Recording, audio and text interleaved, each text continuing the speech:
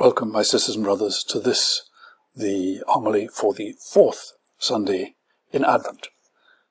And in this Sunday, our liturgy brings us very, very close to the coming of the Son, to the coming of Emmanuel, God with us. We've, remember, started at the beginning of Advent with the distant rumblings of thunder spoken by Jesus in his temple speech. Then we have had the 2 Sundays of John the Baptist talking about the coming of the one who was to follow him, but as an adult. And now we have the first interaction of Jesus and John the Baptist, but in a way that's told brilliantly by Luke, with so many hints of what is to come, that it's well worth spending some time on. Look also at the beautiful passage from Micah, which we have, and the wonderful reading about the kind of sacrifice or undoing of sacrifice that Jesus' life and death were to turn out to be from Hebrews.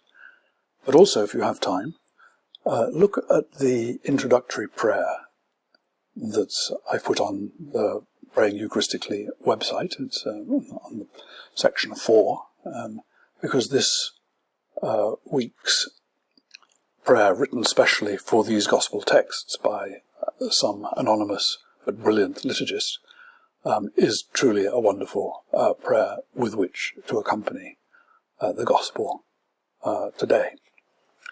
Anyhow, to Luke. In those days Mary set out and went with haste to a Judean town in the hill country. To fill in, she has just been told by the angel Gabriel that she is to become the mother of the Lord, and she's also been told that her cousin Elizabeth, who was well past childbearing age, is now in her 6th month pregnant with John the Baptist, as we know. And it says, so she immediately sets out, and it says she went with haste to a Judean town in the hill country.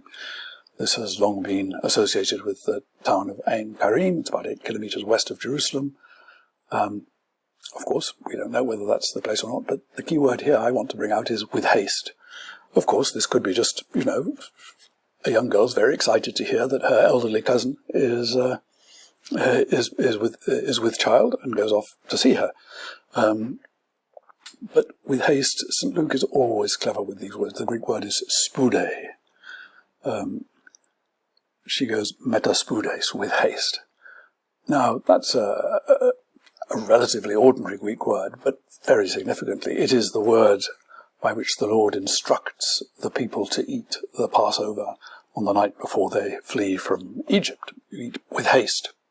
That's in both Exodus and Deuteronomy. This is the hasty nature of the departure from Egypt. So this would have been, there was a certain very particular sort of haste that's being suggested here, that this really is the beginning of the coming in of not just the symbolic Passover, but the real thing that is about to start.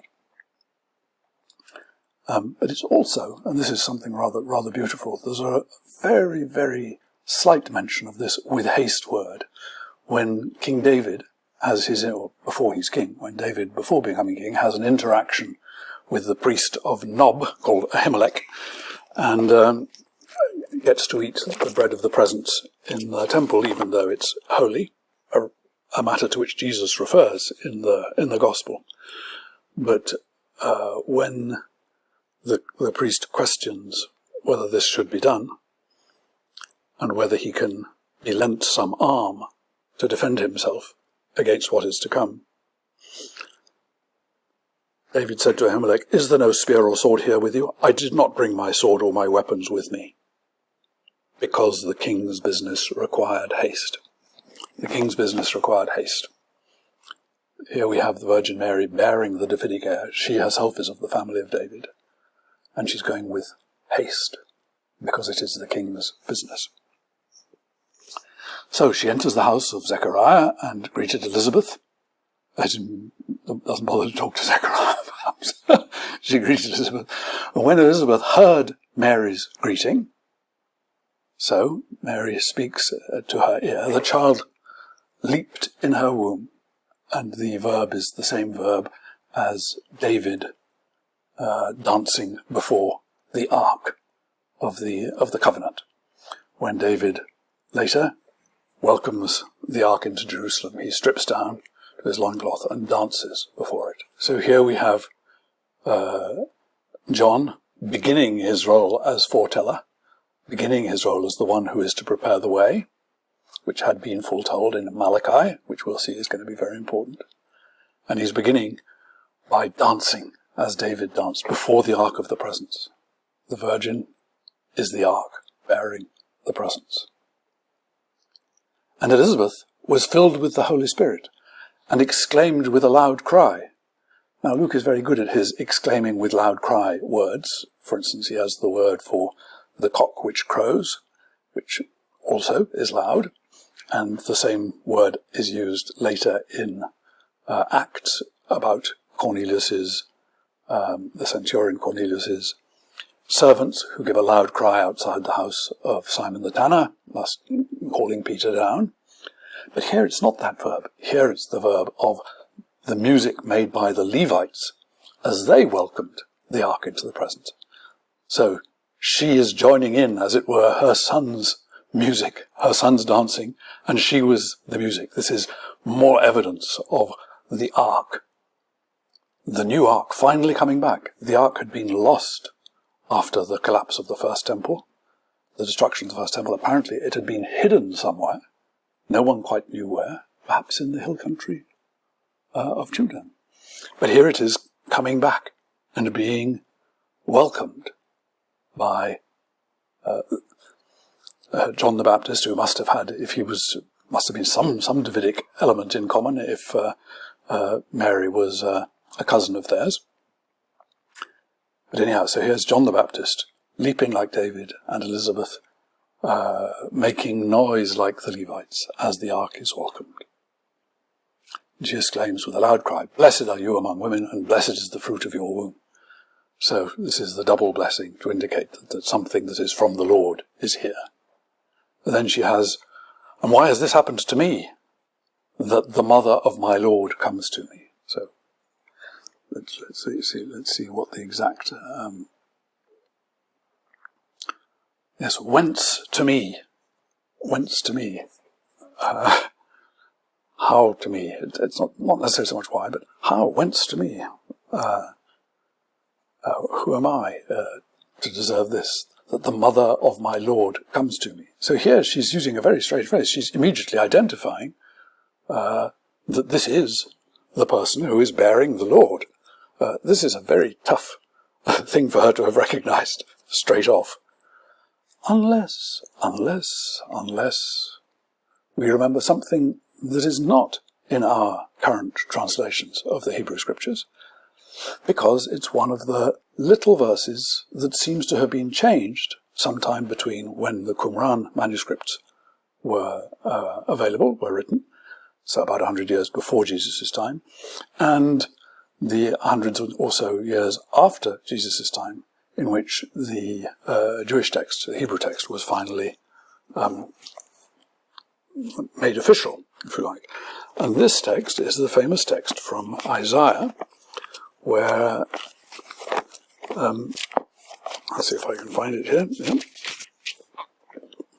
Again, the Lord spoke to Ahaz, saying, this is from Isaiah 7, it's one of our standard Advent texts, "Ask a sign of the Lord your God, let it be deep as Sheol or high as heaven." But Ahaz said, "I will not ask, and I will not put the Lord to the test." And then Isaiah says, "Hear then, O house of David, is it too little for you to weary mortals that you weary my God also? Therefore the Lord himself will give you a sign. Look, the young woman is with child and shall bear a son, and shall name him Emmanuel."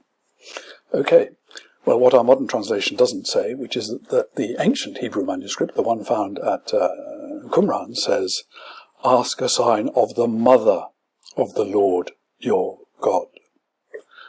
So that appears to have been a text that was known in that version at the time of Christ, at the time that St. Luke put his text together, because Elizabeth, talking to the Davidic heir, recognizes that the sign the sign that Ahaz refused to ask for, that was announced by Isaiah, is being fulfilled in person, that the mother of my Lord, that's the ask a sign of the mother of your Lord.